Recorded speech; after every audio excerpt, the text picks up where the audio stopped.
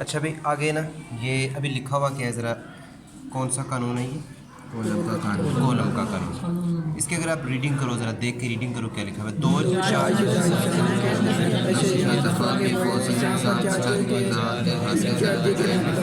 अच्छा, बस ठीक होगी बात। अब ना मुझे बताओ कि इन्वर्सली प्रोपोर्शनल क्या होता है, कुछ आम ज़बान में बताओ मुझे, लिखा हुआ ऐसे छोड़ो।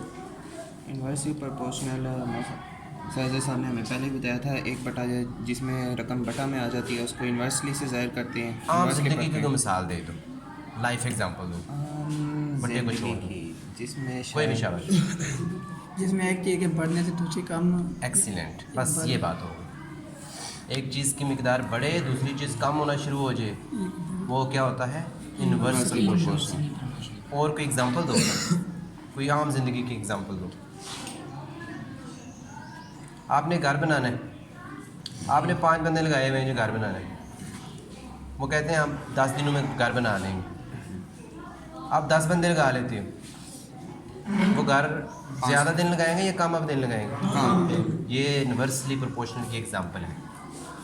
हाँ, आपके घर में 20 किलो आटा है, 5 बंदे खाने वाले हो, 15 मेहमान आपके घर और आ जाते हैं।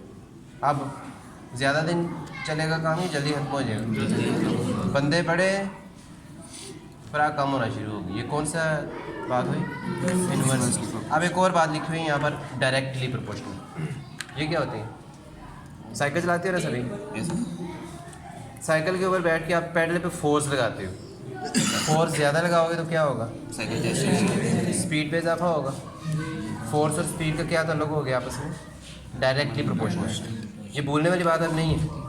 जो भी लफ्ज़ पढ़ो उसे अपनी लाइफ में देखो कि कहाँ पे ये मैं अप्लाई करता हूँ। अब इसी को देखो, कॉलम का कानून लिखा हुआ है कि दो चार्ज शुदा अजसाम के दरमियान कशिश या दफ़ा की फ़ोर्स इन अजसाम पर चार्ज की मिकदार वगैरह वगैरह जो भी लिखा हुआ है। अब जो कल आपने पढ़ा है ना चार्जेस के हवाले से, ये देखो अभी मैंने टेबल पे जो कुछ चीज़ें बना ली हैं। ये इसमें न्यूट्रॉन्स कितने हैं इस एटम में? 2 न्यूट्रॉन एक, प्रोटॉन्स कितने हैं? 2 इलेक्ट्रॉन्स कितने हैं? कितने होने चाहिए वैसे इसमें? इलेक्ट्रॉन्स कितने होने चाहिए? 2 होने चाहिए। जितने प्रोटॉन्स होते हैं उतने ही इलेक्ट्रॉन्स होते हैं। अब मसला क्या है, इसके पास इलेक्ट्रॉन्स आते हैं। इसके इलेक्ट्रॉन्स ज़्यादा हो गए, हमने इसे कहीं रब किया, रगड़ा किसी से, और इसके पास से एक इलेक्ट्रॉन बढ़ गया। अब देखो एक और, इस तरफ भी मेरे पास एक एटम है, इसके पास प्रोटॉन्स कितने हैं? 2 इलेक्ट्रॉन्स कितने होने चाहिए? 2 इसे भी हमने किसी जिस्म के साथ रगड़ा था, फ्रिक्शन के बाद इसमें से इलेक्ट्रॉन बाहर गिर गया कहीं। अब इसको कितनों की ज़रूरत है? एक होना चाहिए इसके पास। इसके पास कितने फालतू हैं? एक। अब ये शिफ्ट करेगा इस तरफ, आप ज़रा देख लेते हैं।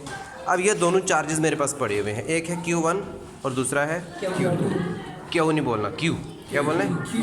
अब ये मैंने दरमियान में एक लाइन लगाई है, उनके दरमियान जो फासला है ना उसको नाम दिया गया R। कितनी यहाँ पर चीज़ें आ चुकी हैं? Q1 Q2 और उनके दरमियान R। अब ज़रा राइट साइड पे आ जाओ ज़रा इस टेबल के, इस सबसे ऊपर क्या लिखा है जी? इसका ये मतलब है कि दोनों जो चार्जेस ये जो पड़े हुए हैं ना, ये एक दूसरे को अट्रैक्ट कर रहे हैं, ये खींचेंगे एक दूसरे को, ये दूर भगाएंगे, कशिश करेंगे, क्योंकि अपोजिट चार्ज है दोनों पे। एक पे नेगेटिव चार्ज है और दूसरे पे पॉजिटिव चार्ज है। और अगर एक जैसा चार्ज होता है ना तो फिर उन्होंने एक दूसरे को रिपेल करना था। अब इनके दरमियान जो फोर्स है, फोर्स कहा गया है, कॉलम ने ये कहा कि फोर्स इन दोनों के दरमियान जो है, इनको अगर हम मल्टीप्लाई करें ना Q1 और Q2, ये फोर्स डायरेक्टली प्रोपोर्शनल है। अगर इसकी मिकदार है 5, इसकी मिकदार है 10, यानी Q1 5 के इक्वल है और Q2 जो है वो 10 के इक्वल है जी। इन दोनों को मल्टीप्लाई करो, कितना आंसर आ जाएगा?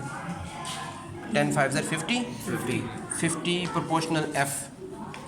यानी जितने चार्जेस ज़्यादा होते चले जाएंगे ना उतने ज़्यादा उनकी फोर्स उसके ऊपर ज़्यादा, जो ज़्यादा एक दूसरे को आपस में खींचेंगे। अब दूसरा ऐसा देखो, ये R लिखा हुआ है, ये एक आम सी बात है जो आप मैग्नेट भी लेते हो।